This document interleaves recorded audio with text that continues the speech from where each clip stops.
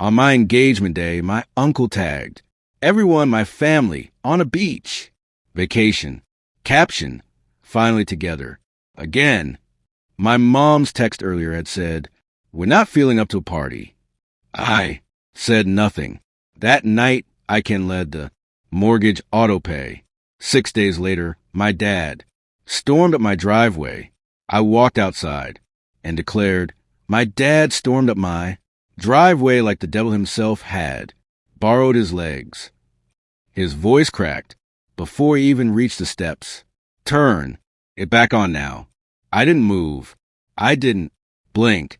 I just stepped outside, the porch, light spilling over his red face.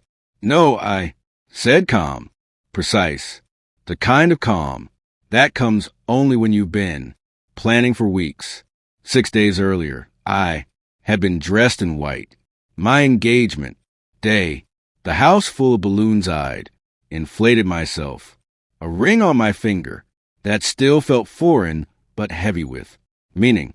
At noon, my mother texted, "We're not feeling up to a party today." No explanation, no apology, just cold, clipped words from the woman who'd once ironed my school uniforms at 6 a.m., humming lullabies under her breath. I didn't argue. I didn't beg. 2 hours later, my uncle posted a picture on Facebook. My entire family lined up on a beach, sunglasses, beers, smiles wide. The caption read, "Finally together, again." Everyone was tagged. Everyone but me. That was the moment something inside me stopped being soft. It hadn't always been this way. My parents were the kind who made Sunday dinners mandatory, the kind who said family first always. My fiancé had believed them, too. His words to me, "You're lucky marrying into loyalty like that." But somewhere in the last few years, the tide shifted. They borrowed money I didn't have. I helped cover medical, bills, repairs, excuses stacked on excuses. I signed papers. I co-signed loans. And still, when it came time to celebrate me, they packed their bags for sand and salt water as though I didn't exist. I stared at that photo for a long time. Not at their faces at the time. Stamp. They weren't sick. They weren't tired. They had planned this for weeks. And I knew then they would never feel guilt, not unless guilt had teeth. So I started where it would hurt most, my father's mortgage.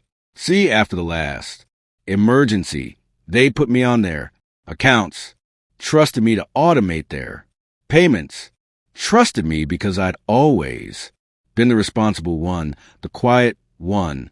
That night, while they slept in hotel sheets with ocean views, I opened my laptop and clicked cancel autopay. A simple move, clean, silent, surgical. The bank clock started ticking. For 6 days, I waited. I said nothing. I smiled when my fiancé asked if I was okay. I cooked dinner.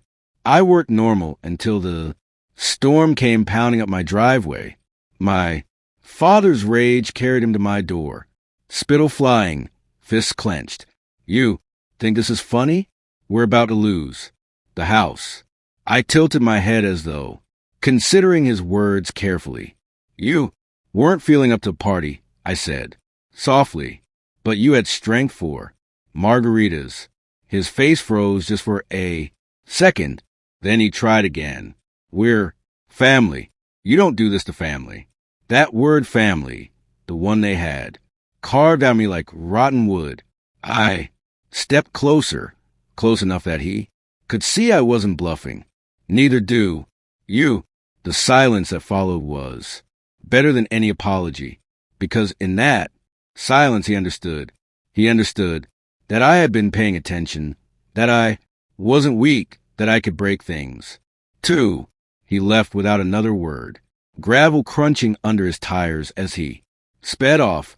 The house never foreclosed. They found the money somehow.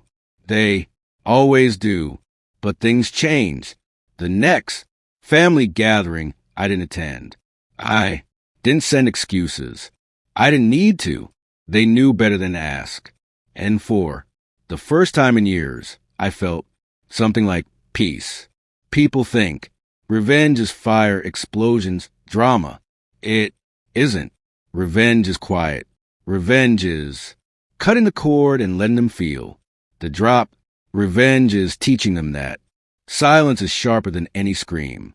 I don't need their apologies anymore. I don't need their presence. I need only the look on my father's face that night when he realized the rules had changed and I was no longer the obedient daughter in the shadows. That was enough. That was everything. If you enjoyed the story, don't forget to like the video, subscribe to the channel, and share it with someone who'd love it too.